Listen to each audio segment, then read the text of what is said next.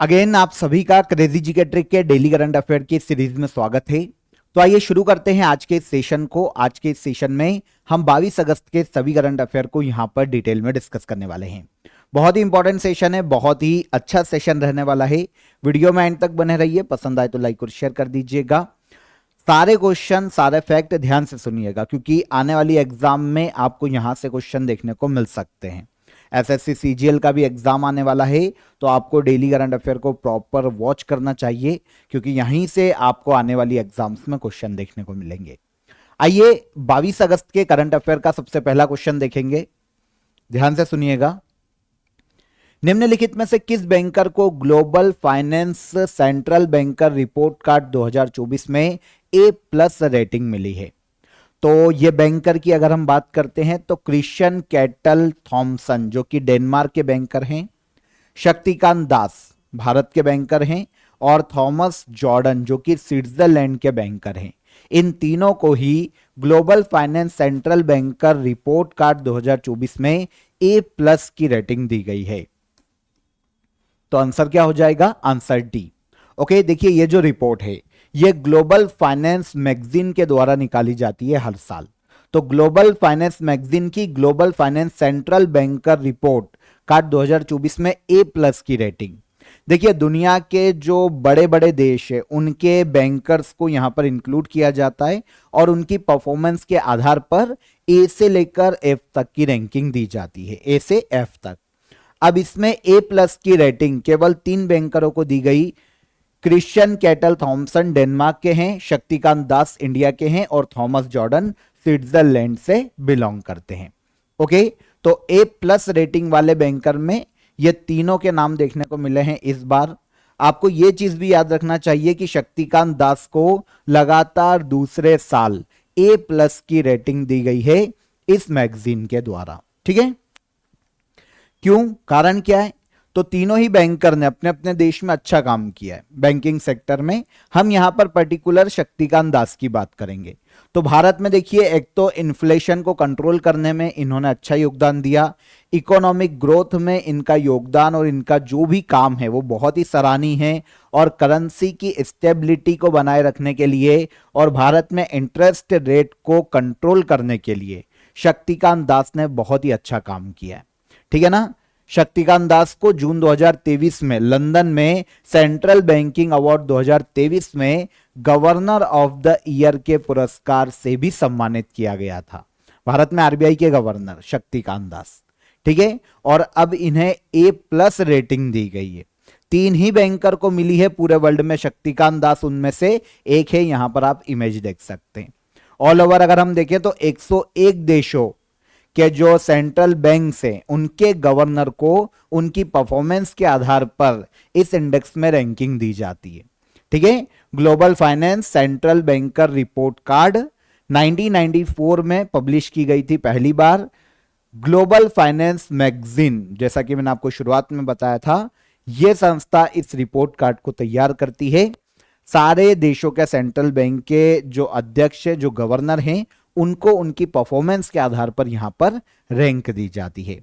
3 बैंकरों को A+ rank दी गई है, उनमें से शक्तिकांत दास एक है। ठीक है, सेकंड क्वेश्चन, बांग्लादेश के स्थान पर किस देश में ICC women's T20 world cup 2024 का आयोजन किया जाएगा?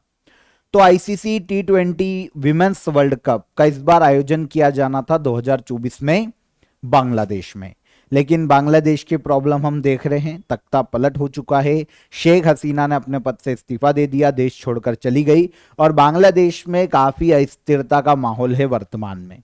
ठीक है, सड़कों पर दंगे जैसी स्थिति है, पूरा देश अभी अस्थिर चल रहा है। तो ऐसी कंडीशन में विमेंस T20 वर्ल्ड कप यहां पर आयोजित नहीं करवाया जा सकता। इसलिए आईसीसी ने घोषणा की है कि इस साल विमेंस T20 वर्ल्ड कप 2024 का आयोजन संयुक्त अरब अमीरात में किया जाएगा। Answer C. कहां किया जाना था? तो किया जाना था कहां पर? बांग्लादेश में, लेकिन अब किया जाएगा कहां पर? संयुक्त अरब अमीरात में। ठीक है ना। तो कारण आप सभी को पता है कि भैया बांग्लादेश में क्यों कंडक्ट नहीं करवाया जा रहा है। बांग्लादेश में आंतरिक अशांति की स्थिति है। ठीक है, टूर्नामेंट का आयोजन 3 से लेकर 20 अक्टूबर तक किया जाएगा। अब यूएई के 2 शहरों में, एक दुबई और एक शारजाह। देश याद रखिएगा संयुक्त अरब अमीरात। लेकिन यहां पर आपको यह चीज भी समझना चाहिए कि आईसीसी ने जो बांग्लादेश क्रिकेट बोर्ड की मेजबानी का जो अधिकार है उसको निरस्त नहीं किया। मेजबानी का अधिकार बरकरार है, हालांकि यह मेजबानी करेगा नहीं। ठीक है, संयुक्त रूप से एमिरेट्स क्रिकेट बोर्ड के साथ कार्यक्रम का आयोजन किया जाएगा यूएई में, जिसमें बांग्लादेश भी बना रहेगा, इसका क्रिकेट बोर्ड भी बना रहेगा, लेकिन मेजबानी किसके पास है? यूएई के पास।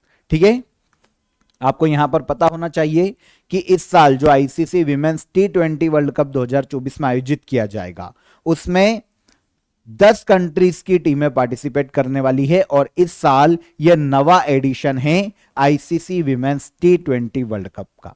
नवा एडिशन यूएई में आयोजित किया जाएगा। सबसे पहली बार इसकी शुरुआत की गई थी 2009 में। नवा एडिशन इस साल आयोजित होगा। 8वां एडिशन आयोजित किया गया था साउथ अफ्रीका में, जहां पर ऑस्ट्रेलिया ने इस चैंपियनशिप को अपने नाम किया था। ICC women's T20 world cup का खिताब किसने जीता था? 8th ICC T20 world cup women का यह जीता था ऑस्ट्रेलिया ने, और ऑस्ट्रेलिया का यह 6ठा टाइटल था। 10वीं ICC women's T20 world cup 2026 में आयोजित की जाएगी इंग्लैंड में। 2024 में नवा एडिशन कहां पर? संयुक्त अरब अमीरात। होना कहां था? बांग्लादेश। इजी याद रखना, क्वेश्चन पूछा जा सकता है, इंपॉर्टेंट है। आगे बढ़ने से पहले आप सभी को आज के लिए course of the day, offer of the day बता देता हूं। तो आप सभी को पता है इंडियन ज्योग्राफी का महामैराथन वीडियो आया था आप सभी के लिए क्रेजी जिकेट्री के यूट्यूब प्लेटफॉर्म पर। उसकी मैराथन पीडीएफ आपको मिल जाएगी बहुत ही नॉमिनल चार्जेस में। आपको डिस्क्रिप्शन में लिंक दी गई है। एक ही वीडियो में पूरा ज्योग्राफी वहां पर कंप्लीट किया गया था, इंडियन ज्योग्राफी। उसकी पीडीएफ का लिंक आपके लिए नीचे डिस्क्रिप्शन में दिया गया है। कोई भी डाउट आता है, आपकी कोई भी क्वेरी है, तो नीचे आपको हेल्पलाइन नंबर दिए गए हैं, उस पर आप कॉल कर लीजिए, आपकी क्वेरी सॉर्ट आउट हो जाएगी। ठीक है, तो बिना देर के आप ज्वाइन कर सकते हैं। और इसके अलावा रूट एप्लीकेशन और क्रेजी जिकेट्री के एप्लीकेशन को आप डाउनलोड कर लीजिए, विजिट कीजिए। काफी अच्छी चीजें, काफी अच्छा आपको मटेरियल, स्टडी मटेरियल अवेलेबल है। आपकी एग्जाम की जो भी नीड है वहां पर आपकी पूरी हो जाएगी। चलिए, इसके बाद इंपॉर्टेंट क्वेश्चन है, नोट कीजिएगा। पेरिस पैरालंपिक खेल 2024 के लिए भारतीय दल का शेफ डी मिशन किसे नियुक्त किया गया? तो आपको पता है पेरिस ओलंपिक 2024 में भारतीय दल का शेफ डी मिशन कौन था? गगन नारंग। लेकिन यहां पर बात हो रही है पेरिस पैरालंपिक खेलों की, 2024 में अभी शुरू होने वाले हैं पेरिस में। इसमें भारत के शेफ डी मिशन है सत्य प्रकाश सागवान। ठीक है, सत्य प्रकाश सागवान को पेरिस पैरालंपिक खेलों में भारतीय दल का शेफ डी मिशन नियुक्त किया गया है हाल ही में। अब यहां पर बात आएगी कि सत्य प्रकाश सागवान एक्चुअल में है कौन? तो यह वर्तमान में पैरालंपिक कमेटी ऑफ इंडिया जो है, भारतीय पैरालंपिक कमेटी, इसके उपाध्यक्ष हैं। ठीक है, इस बार पैरालंपिक के इतिहास में सबसे बड़ा दल भेज रहे हम, उनकी लीडरशिप सौंपी गई है सत्य प्रकाश सागवान को। पेरिस पैरालंपिक में भारत की ओर से देखिए 84 पैरा एथलीट भेजे जाएंगे, मतलब अब जब भी जाएंगे 84 पैरा एथलीट का दल होगा जो कि 12 अलग अलग खेलों में भाग लेने वाला है पेरिस पैरालंपिक में। ठीक है, कुछ समय पहले ही फ्लैग बीरर की भी घोषणा की गई थी पेरिस पैरालंपिक जो होने वाला है उसमें। कौन कौन थे? तो एक है सुमित अंतिल और एक भाग्यश्री जाधव। ये ओपनिंग सेरेमनी में भारतीय दल के ध्वजवाहक होने वाले हैं। ठीक है, वहां पर कौन थे? नॉर्मल पेरिस ओलंपिक में वहां पर ओपनिंग सेरेमनी में भारतीय दल के ध्वजवाहक थे पीवी सिंधु और अंचत शरद कमल। यहां पे कौन होंगे? सुमित अंतिल और भाग्यश्री जाधव। और गगन नारंग के बारे में आपको बता ही चुका हूं, ये शेफ डी मिशन थे पेरिस ओलंपिक 2024 में। ठीक है, हाल ही में सुंदर राजन पद्मनाभन का निधन हो गया। इनका संबंध किस सेना से था? सुंदर राजन पद्मनाभन की बात करें तो ये भारतीय थल सेना से संबंधित है, जिनका हाल ही में निधन हो गया। कौन? सुंदर राजन पद्मनाभन। इतने इंपॉर्टेंट क्यों हैं? तो ये इंडियन आर्मी में 20वें चीफ ऑफ आर्मी स्टाफ के रूप में काम कर चुके हैं। ठीक है, 20वें चीफ ऑफ आर्मी स्टाफ थे। कब से कब तक? 30 सितंबर 2000 से लेकर 31 दिसंबर 2002 तक इन्होंने 20वें चीफ ऑफ आर्मी स्टाफ का पद संभाला था। हाल ही में 83 वर्ष की आयु में चेन्नई में इनका निधन हो गया है। कौन है? सुंदरराजन पद्मनाभन। किस देश में हनुमान जी का स्टैच्यू ऑफ यूनियन स्थापित किया गया है? Very very important focus question है आज का हमारा।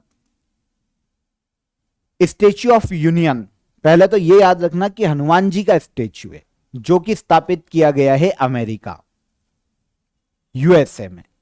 ठीक है, तो हनुमान जी भारतीय शास्त्रों के अनुसार है ना, कलयुग में जीवित, क्योंकि अजर अमर है तो जीवित, तब सुख लहे तुम्हारी शरणा, तुम रक्षक काहू को डरना।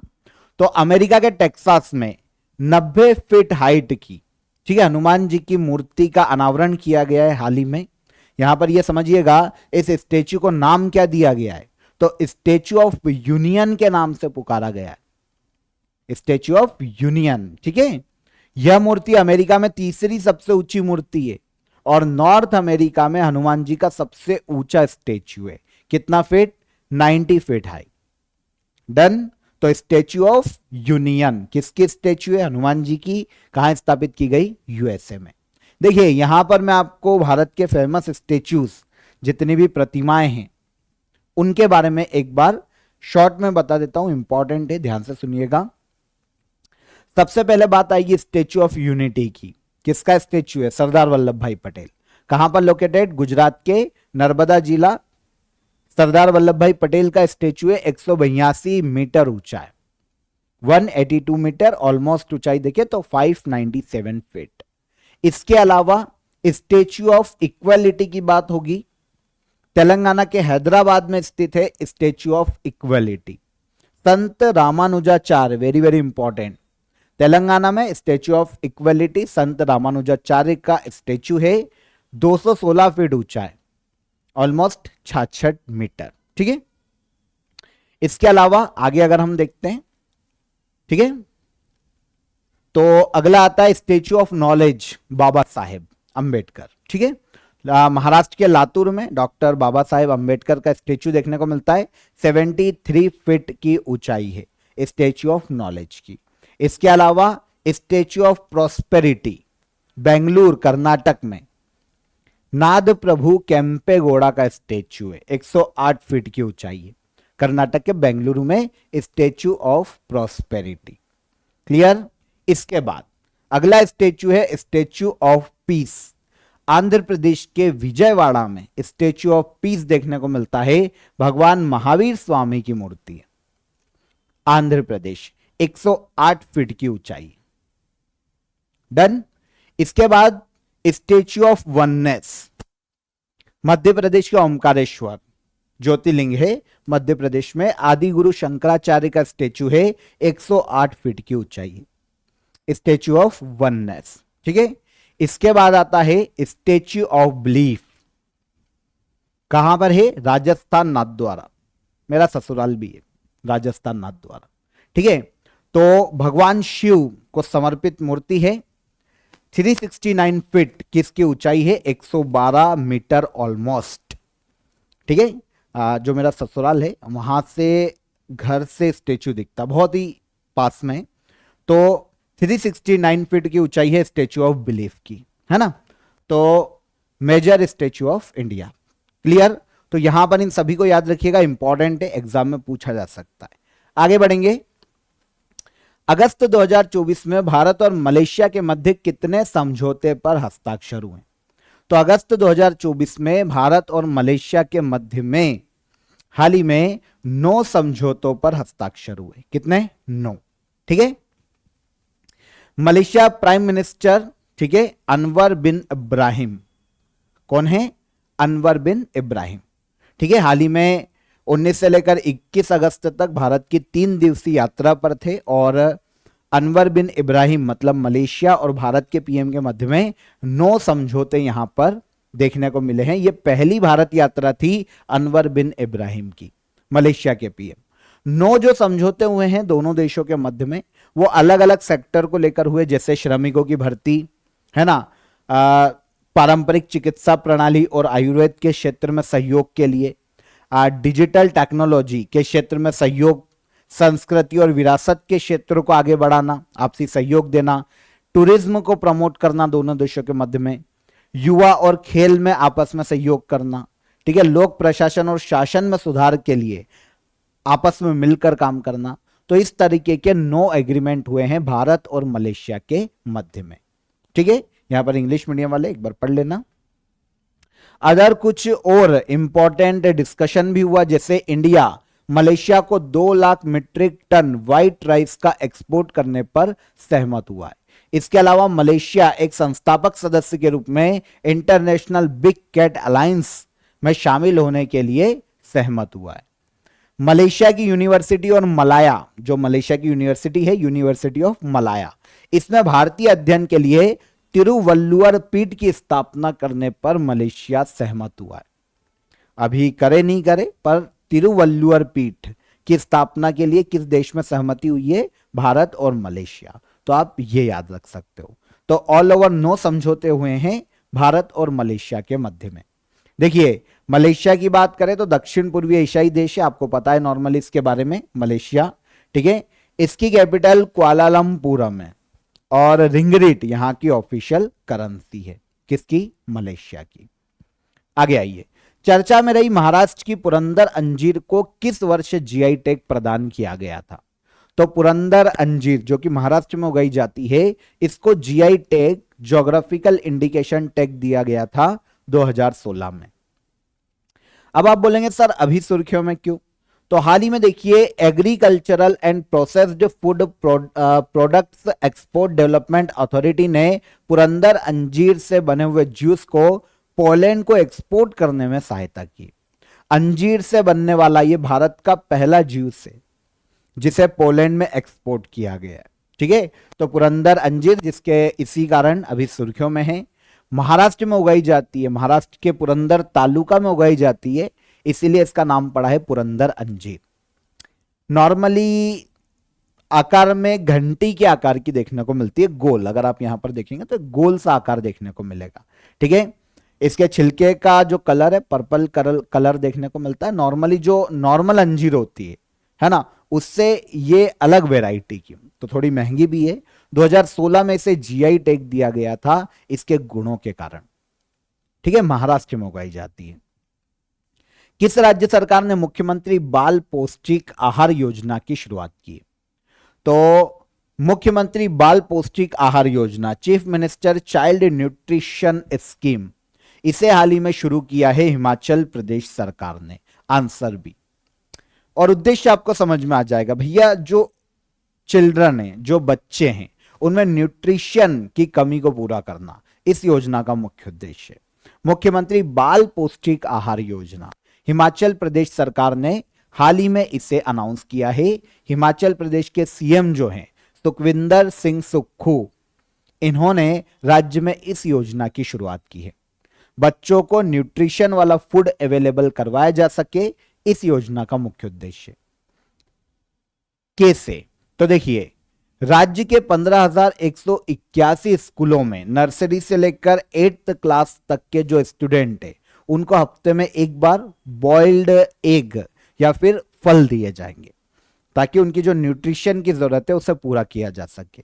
मिड डे मील स्कीम को भी यहां से साधा जा सकता है। मिड डे मील स्कीम के अंतर्गत आने वाले 5,34,000 बच्चों को इस योजना का फायदा मिलेगा हिमाचल प्रदेश राज्य में। इसके लिए हिमाचल प्रदेश गवर्नमेंट ने 12,75,00,000 रुपए को मंजूरी दी है। 12,75,00,000 रुपए आवंटित किए हैं इस योजना के लिए।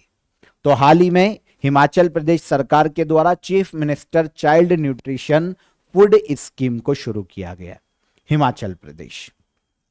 17वें दिव्य कला मेले का आयोजन किस राज्य में किया जा रहा है? तो 17वें दिव्य कला मेले का आयोजन किया जा रहा है भारत के छत्तीसगढ़ राज्य में।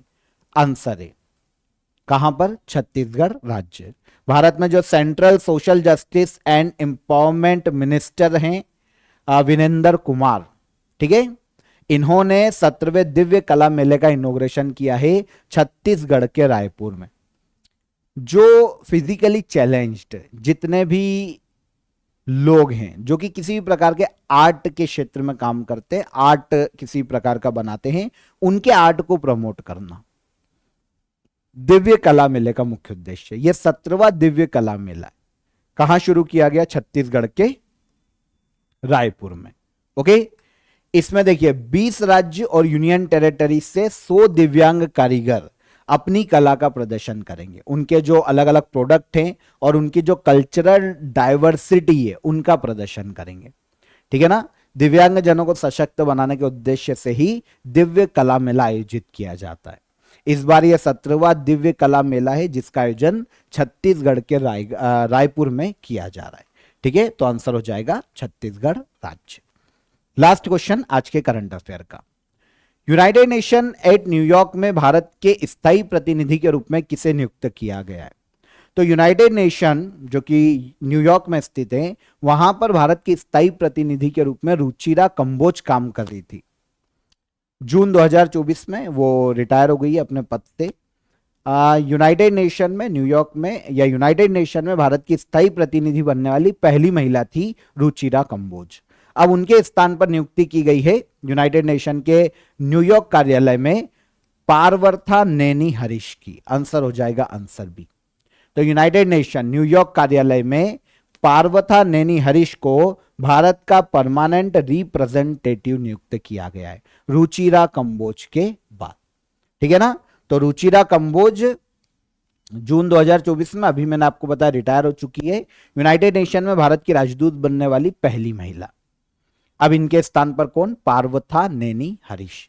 पार्वथा नेनी हरीश की बात करते हैं तो 1990 बैच के आईएफएस अधिकारी, वर्तमान में जर्मनी में भारत के राजदूत के रूप में कार्यरत थे।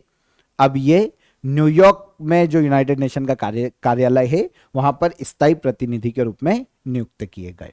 जेनेवा में जो यूनाइटेड नेशन का कार्यालय है वहां पर स्थायी प्रतिनिधि कुछ समय पहले ही बनाया गया था अरविंदम बागची को, यह भी याद रखिएगा।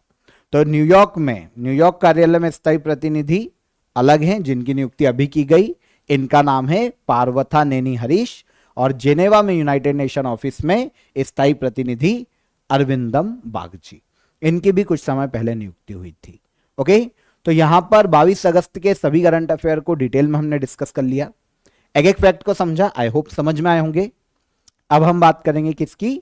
लास्ट डे रिवीजन की। ध्यान से देखिएगा, एमसीक्यू फॉर्म में फटाफट देख लेते हैं।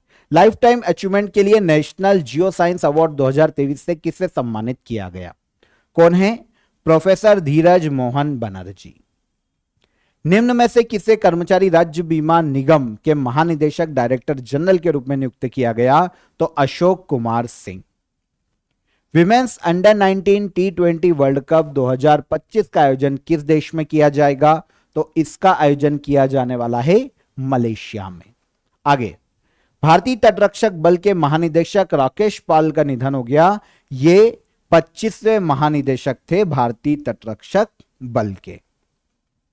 उत्तराखंड में प्रसिद्ध पत्थर युद्ध या बगवाल मेला कहां आयोजित किया जाता है? तो यह देवीधुरा में आयोजित किया जाता है। 2024 में विश्व संस्कृत दिवस कब मनाया गया? तो वर्ल्ड संस्कृत डे 2024 में मनाया गया 19 अगस्त को। Book Modi's governance triumph reshaping India path to prosperity किसके द्वारा लिखी गई पुस्तक है? तो तरुण चुघ के द्वारा इस बुक को लिखा गया है। एयरपोर्ट काउंसिल इंटरनेशनल से नेट जीरो कार्बन इमिशन का दर्जा प्राप्त करने वाला भारत का पहला एयरपोर्ट कौन सा है? तो ये कौन सा है भैया? Indira Gandhi international airport. Answer हो जाएगा आंसर बी। ठीक है ना, नेट जियो कार्बन उत्सर्जन का दर्जा। ठीक है। रेटेटर साथी हेल्पर्स ऑफ द नाइट कार्यक्रम की शुरुआत किसने की है महिलाओं की सुरक्षा के लिए? तो यह शुरुआत की है पश्चिम बंगाल राज्य ने, पश्चिम बंगाल में। और लास्ट क्वेश्चन क्या था? 19 अगस्त को ब्लू मून की घटना घटित हुई है। ब्लू मून क्या है? तो जब एक रात में रात के समय चंद्रमा असामान्य रूप से बड़ा और चमकीला दिखाई देता है, ब्लू मून की घटना है। Answer B. ओके, ये सारे क्वेश्चन लास्ट सेशन में हमने समझे थे। लास्ट सेशन में क्वेश्चन ऑफ द डे का आंसर देख लेते हैं। तो 53वां दादा साहब फाल्के अवार्ड किसे दिया गया है? वहीदा रहमान, है ना, फिल्म अभिनेत्री है वहीदा रहमान। गांधी शांति पुरस्कार 2021 से सम्मानित किया गया किसे? तो गांधी शांति पुरस्कार 2021 दिया गया गीता प्रेस गोरखपुर को। भगवाल मेला या देवी धुरा मेले का संबंध किस राज्य से है? तो अभी हमने बात की उत्तराखंड राज्य से। अब आज के लिए आपके क्वेश्चन ऑफ द डे देख लीजिए। बैडमिंटन प्रतियोगिता थॉमस कप और उबेर कप 2024 का खिताब किस देश ने जीता? एक ही देश ने जीता है, बता देना, रनर अप भी बताना। भारत के 85वें शतरंज grand master P Shyam Nikhilam किस राज्य से संबंधित है? और 132वां डूरंड कप 2023 का खिताब किसने जीता था? सारे क्वेश्चन इंपॉर्टेंट है, ध्यान से नोट कीजिए, कमेंट में आंसर कीजिएगा। सेशन कैसा लगा ये भी बताइएगा।